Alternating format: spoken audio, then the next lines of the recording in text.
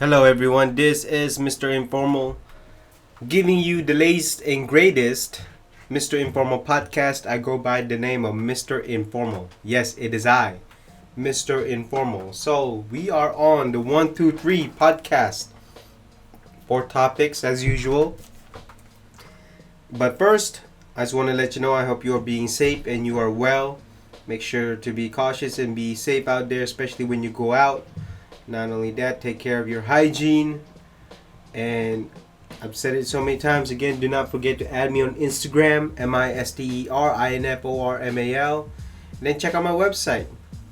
Got a few goodies in there. Check out the blog. Check out any tech and fashion. MrInformal.com, MrInformal.com. And so these are the 4 topics on this podcast. Patagonia has made a short that has labels with messages. I guess you can be generous about it. Number 2, TikTok and Oracle. So yes, Oracle buys TikTok. Or it could be the other way around, whichever. But I don't think so. Number 3, bots. More bots. So these recent weeks, bots have basically taken over the PS5 and also Nvidia graphics.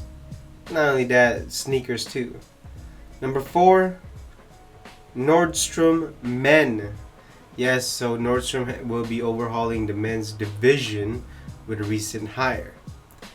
So yeah, those are the 4 topics for this podcast. I hope you enjoy it, and again, I hope you stay safe and you are well, especially when you are listening to this outside your home. And so let's go ahead and start. So Patagonia has a short called Stand-Up Shorts. And so the short is basically made of cotton canvas. They're double layered with deep pockets. Not only that, they are high-waisted, zipper and button closures. Typical shorts, I guess you can say. But on the back of the tag, it has a message that says, "Vote the a-hole out." So that's probably going to pertain to President Donald Trump. So and many people are loving it. I'm pretty sure people are buying it because I guess for some shorts or for the message, or they want to support the message and so they want to buy it from Patagonia. See, I don't like this, because just because you don't like a president doesn't mean you gotta go all out and put it on your apparel. What if the you may hate the president and yet it's creating a great economy? So what does that mean? So usually I don't like when apparel brands have political messages. I'm talking about either Republican or Democratic or even independent. I would rather prefer, and Patagonia already does this, and they need to keep continuing doing this, is talk about ethics, sustainability, in terms of helping our planet and reducing waste. That's the kind of progress and the kind of message I prefer on a company. Now, they are a private company. If they want to do this, it's their power to do it. I'm just not a fan of it, because I feel as though prior to Donald Trump, there are far worse presidents that done worse than him. Now, I'm not going to get into politics, but at the same time, they need to be careful what they are doing here, because karma's probably going to get them. They're going to come to a point where, what if they're wrong about this? What if they get in too deep with this and suddenly they start losing their loyal fans and stating, "Look, I didn't buy you because of some certain message that you're doing. I bought you because of the performance that you, and the performance and the features and the innovative fabrics that you have presented to the market. And so they just need to be careful, because once they get in too deep with these types of political messages or political activism, they're going to lose a lot of fans. And they can't blame, oh, this person is a fan of so and so. No, they can't do that, because now you're being judgmental, and the fans that used to buy your clothes without any political biases is start going to question and just leave. And look, I'm not, don't get me wrong, I think the short is great. The short has some great features. Certainly these are the type of shorts that you could use outdoors. Actually, you could probably use this short every day if you wanted to. But at the same time, I feel as though look, the message in the care label is cheap. I already know, because I've done that type of ordering before, and I do think it's quite discreet, so maybe no one would notice. But now people are going to start noticing, because of people taking pictures. And so my conclusion of this is that they just need to be careful and not to get in too deep with this political activism, especially what they are putting in these shorts. What if a kid reads it who's probably 7 years old? I mean, that's not the kind of message or writing that you want kids to be learning at an early age. So in recent news in CNET, Trump approves TikTok Oracle deal. The president reportedly says he approved the agreement in concept. President Donald Trump approved a deal Oracle and Walmart to acquire stakes in U.S. operations of popular video app TikTok, postponing a potential ban that was scheduled to go into effect on Sunday. Oracle will take 12.5% stake in new company, TikTok Global, while Walmart will have 7.5%. The company will be headquartered in the U.S. and provide services to American users and most users in the rest of the world. For the company's 5 board members will be American. Oracle will provide secure cloud services that satisfy the national security concerns about Chinese-owned app. You know, I'm still not a fan of this. Meaning, I would rather have TikTok be 100% owned by an American, because the servers are made from China. And yes, even though Oracle owns it, and Oracle has one of the best IT security out there, I don't believe that this will stop the Chinese government from gathering data of Americans. It's not.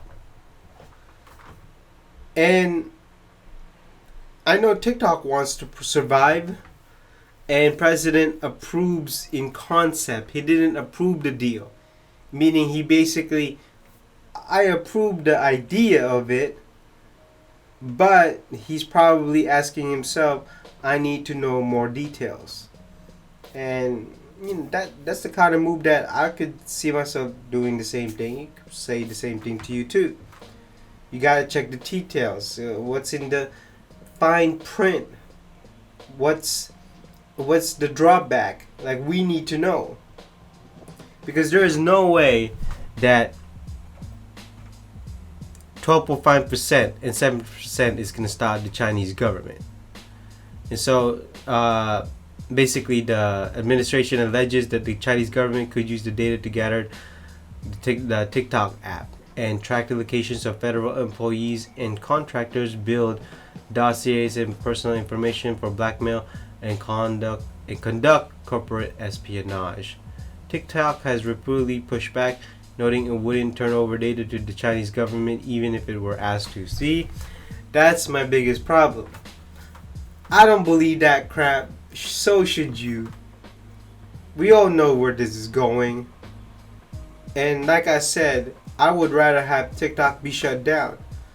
I mean, there's Instagram Reels.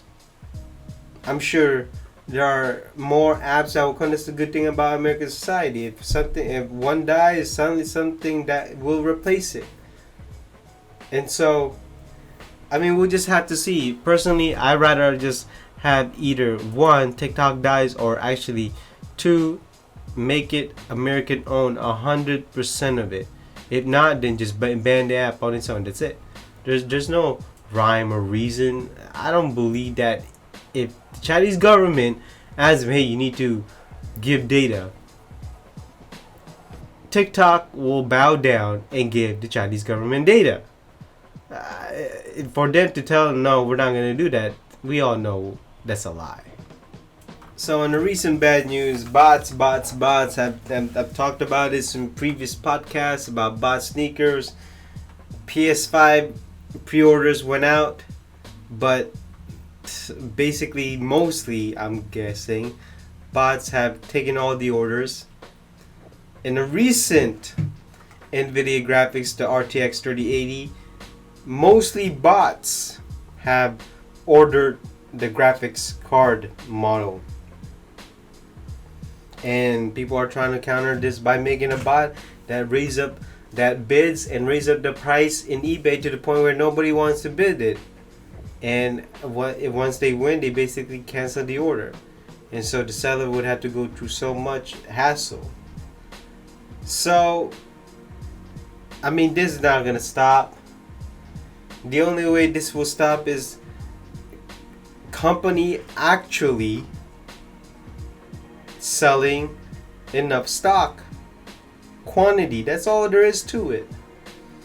PS5 made an apology and it is their fault. NVIDIA also made an apology and it is also their fault. So as you can tell,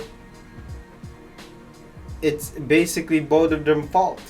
Now when it comes to sneakers, it's the same thing. They're making limited edition when they could just buy enough stock. And yet they don't want to because they want to create hype. They want to maintain the price. They don't want it to go on sale. They don't want to have inventory. And so they decide to, you know what, we're going to make limited edition. Basically, sneakers should not... You see, sneakers should never... I never understood why certain sneakers are always limited to 10, 200,000. Heck, if it's a limited edition, why not just make it 1 million so at least people can actually buy? I mean, people can actually buy. That's enough stock for you. But they don't want to do that. Because again, they want to generate the buzz. They want some exclusivity. But my counter to that is, if you think globally, 1 million is a small number in terms of the population. And you can even region sell these things. But still, it doesn't change the fact that these companies always wants to have that exclusive feel. They want to feel high end. They want to make you feel like you belong to a club. But at the end of the day, it's not something that is a necessity to your livelihood. You're not gonna die if you don't have this, or you don't have the latest and greatest.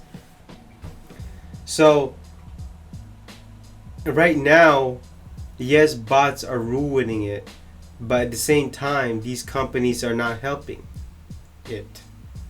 They're not helping the situation.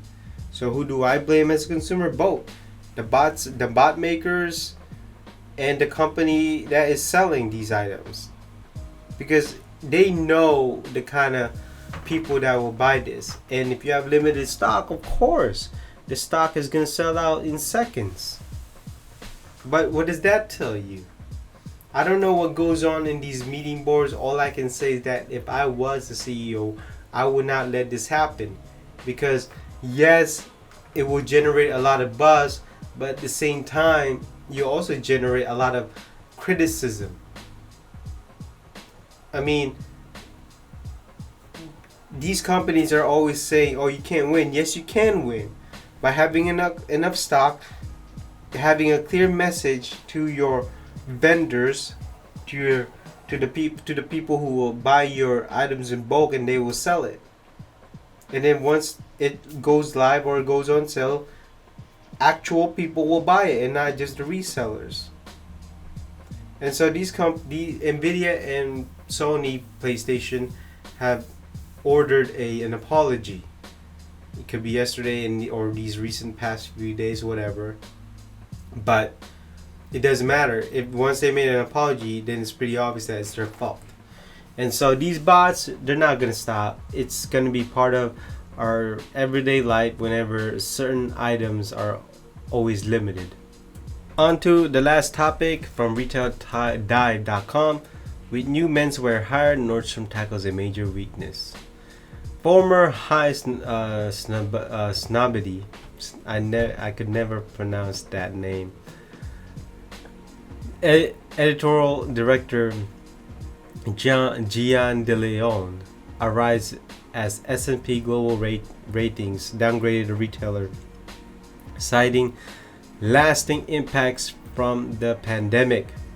So De Leon's recent arrival as Nordstrom men's fashion and editorial director may be in the nick of time for the embattled retailer. Nordstrom confirmed the hire. I can't read today. Nordstrom confirmed the hire of the former editorial director of influential online streetwear publication High Snobbity by email Thursday after De Leon himself made the announcement via Twitter. He started work in the newly created role this week from his base in New York, reporting to Nordstrom creative director Red Godfrey. The role encompasses a broad swath, including active apparel designer, new concept, performance, outerwear, and more, streamlined the retail's efforts in creating alignment across our men's fashion direction and editorial storytelling, per an email press release. So,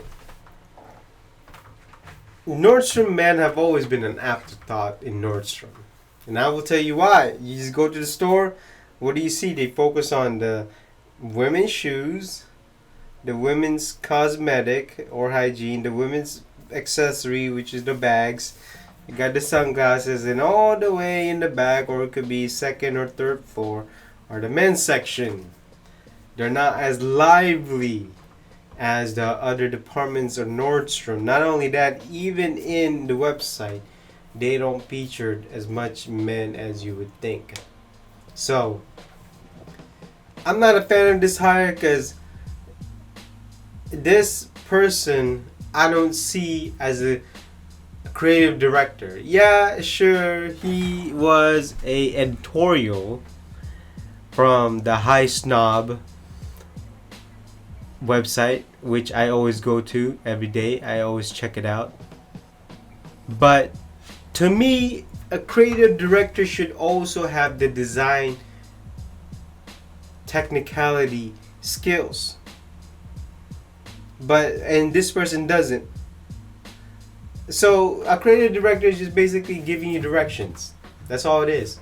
But never really get into in terms of budget, in terms of production limits, even timeline wise. That's all it is. And I don't think he's going to change the way Nordstrom Man is going to operate. So I think this is a bad hire. So maybe Nordstrom thought that, hey, let's get some streetwear for men. It's not even about that. All you have to do is actually have buyers, and I know Nordstrom have buyers that are good buyers, good men buyers. And if they do in-house design, okay, then hire a great designer and hire a great creative director that could actually present a customer not just streetwear but also active, also formal wear, accessories for men's, everything, all the aspects of men's fashion. And to me, De Leon I don't think in terms of resume wise, just doesn't have it. He's probably gonna be looking into more street wear.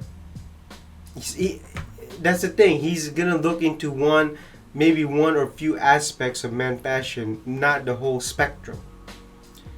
And so I don't know. I really don't know. So I'm looking at another paragraph. So basically, Nordstrom has taken what I think is a very brave move, which is correct, in hiring this very young person whose background shows he has almost fluid and ephemeral view of contemporary menswear, and that's what they're lacking. Nordstrom have always lacked that since a long time ago, and I'm not sure if this person is gonna bring that to the table or even the consumer. And so Nordstrom Men's has a very uphill battle here. And De Leon, I don't know. I don't know about this hire. That's all I can say about that. And so that concludes this podcast 123 edition of the Mr. Informal podcast. I go by the name of Mr. Informal. I hope you listen. I hope I gave you some insights. I'm thankful that you listened to me all the way to the end. And again, be safe. And please do not forget to add me on Instagram, MisterInformal, and check out my website, mrinformal.com, mrinformal.com. And so I will see you in the next podcast. Bye bye.